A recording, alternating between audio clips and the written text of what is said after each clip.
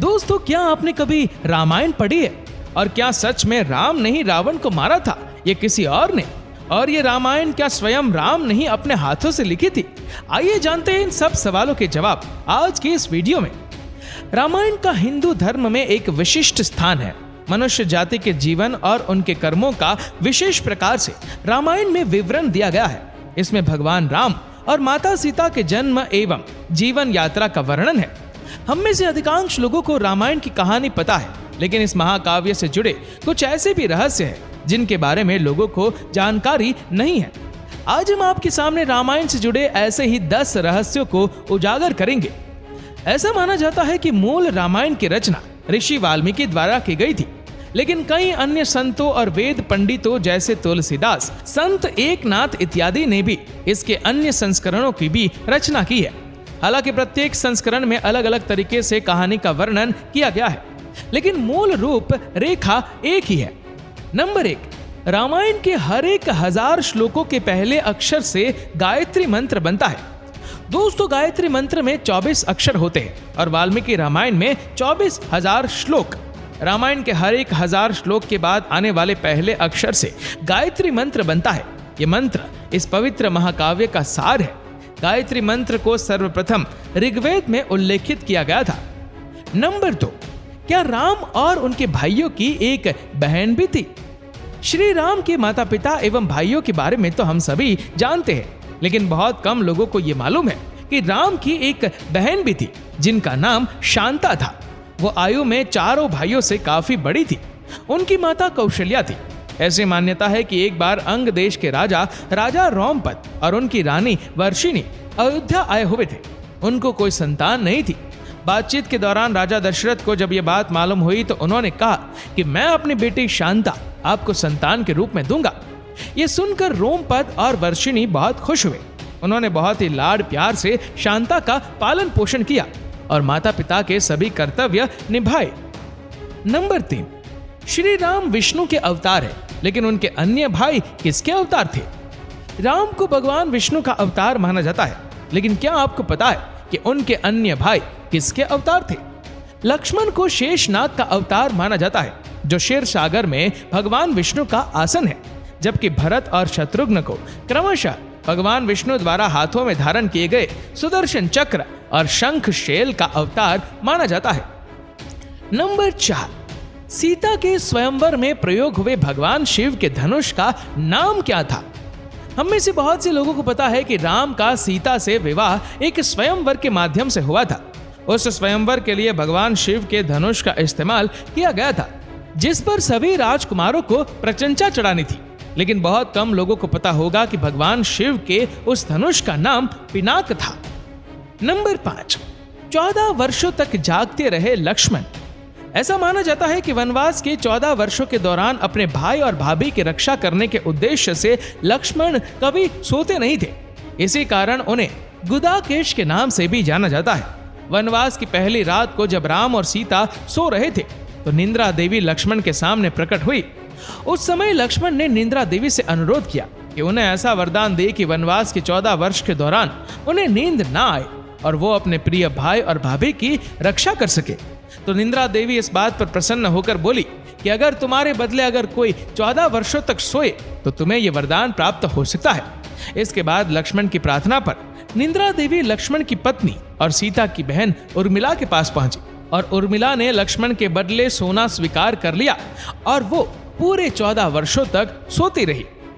Number 6, Ram, Sita और लक्ष्मण वनवास के समय किस जंगल में रुके थे? हम में से अधिकांश लोगों को पता है कि राम, लक्ष्मण और सीता ने कई साल वन में बिताए थे, लेकिन कुछ ही लोगों को उस वन के नाम की जानकारी होगी। उस वन का नाम दंडकारण्य था, जिसमें राम, सीता और लक्ष्मण अपना वनवास बिताया था। यह वन लगभग 35,600 वर्ग मील में फैला हुआ था, जिसमें वर्तमान छत्तीसगढ़, ओडिशा, महाराष्ट्र और आंध्र प्रदेश के कुछ हिस्से शामिल थे। उस समय यह वन सबसे भयंकर राक्षसों का घर माना जाता था, इसीलिए इसका नाम दंडकारण्य था, जहां दंड का अर्थ सजा देना और अरण्य का अर्थ वन होता है। नंबर 7, लक्ष्मण रेखा का वर्णन वाल्मीकि रामायण में क्यों नहीं है?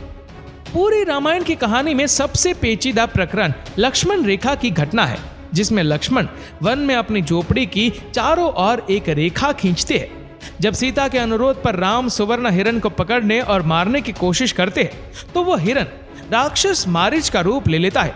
इस घटना के संबंध में अज्ञात तथ्य यह है कि इस कहानी का वर्णन ना तो वाल्मीकि रामायण में है और ना ही रामचरितमानस में, लेकिन रामचरितमानस के लंका कांड में इस बात का उल्लेख रावण की पत्नी मंदोदरी द्वारा किया गया है।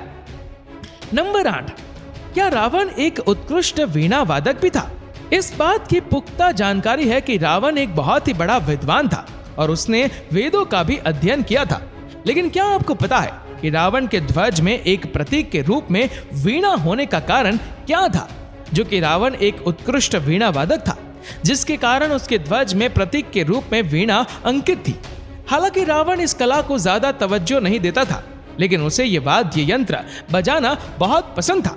नंबर 9, आखिर कुंभकर्ण 6 महीने तक क्यों सोता था? रामायण में वर्णित है कि कुंभकर्ण लगातार 6 महीनों तक सोता था। वो सिर्फ एक दिन खाने के लिए उठता और पुनः 6 महीनों के लिए सो जाता था।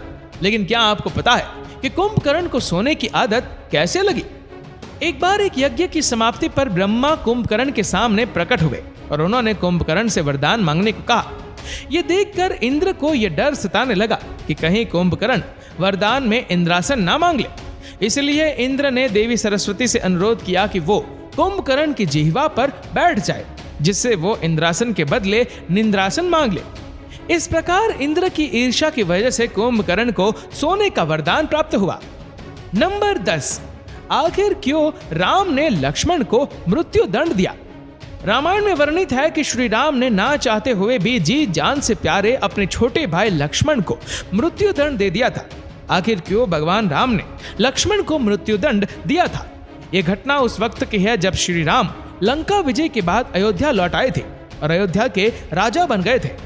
एक दिन यम देवता को कोई महत्वपूर्ण चर्चा करने के लिए श्री राम के पास आना था और चर्चा आरंभ करने से पहले उन्होंने भगवान राम से कहा कि आप मुझे वचन दें कि जब तक मेरे और आपके बीच वार्तालाप होगा हमारे बीच कोई नहीं आएगा और जो आएगा उसे आप मृत्यु दंड देंगे। इसके बाद राम लक्ष्मण को यह कहते हुए द्वारपाल नियुक्त कर देते हैं कि जब तक उनकी और यम की बात हो रही है वो किसी को भी अंदर न आने दे, अन्यथा वे उसे मृत्यु दंड दे देंगे। लक्ष्मण भाई की आज्ञा मानकर द्वारपाल बनकर खड़े हो गए। लक्ष्मण को द्वारपाल बने कुछ ही समय बीतने के बाद वहां पर ऋषि दुर्वासा का आगमन होता है।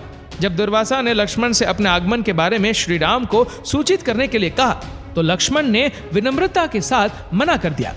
इस पर दुर्वासा क्रोधित हो गए तथा उन्होंने संपूर्ण अयोध्या को श्राप देने की बात कही।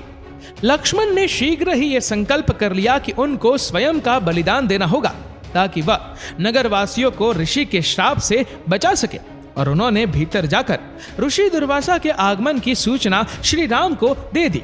अब श्री राम दुविधा में पड़ गए क्योंकि उन्हें अपने वचन के अनुसार लक्ष्मण को मृत्यु दंड देना था। इस दुविधा की स्थिति में श्री राम ने अपने गुरु वशिष्ठ का स्मरण किया और कोई रास्ता दिखाने को कहा। गुरुदेव ने कहा कि अपनी किसी प्रिय वस्तु का त्याग उसके मृत्यु के समान ही है, अतः तुम अपने वचन का पालन करने के लिए लक्ष्मण का त्याग कर दो। लेकिन जैसे ही लक्ष्मण ने यह सुना तो उन्होंने राम से कहा कि आप भूल कर भी मेरा त्याग नहीं करना। आपसे दूर रहने से तो यह अच्छा है कि मैं अपने वचन का पालन करते हुए मृत्यु को गले लगा लूं।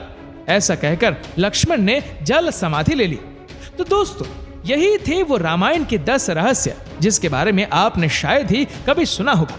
आपको ये वीडियो कैसा लगा हमें नीचे कमेंट करके जरूर बताएगा, और अगर आपको वीडियो अच्छा लगा हो तो वीडियो को लाइक करेगा, शेयर करेगा ज्यादा से ज्यादा लोगों तक। ऐसे ही और भी रोचक जानकारियों के लिए फॉलो करें हमारे पेज को, और ऐसे ही और भी वीडियोस को यूट्यूब पर देखने के लिए नीचे कमेंट सेक्शन में लिंक दी गई है, जिसके ऊपर क्लिक करके हमारे चैनल को आप सब्सक्राइब करें और बेल आइकन दबाएं ताकि हमारे हर लेटेस्ट वीडियो की अपडेट आपको मिलेगी सबसे पहले। धन्यवाद।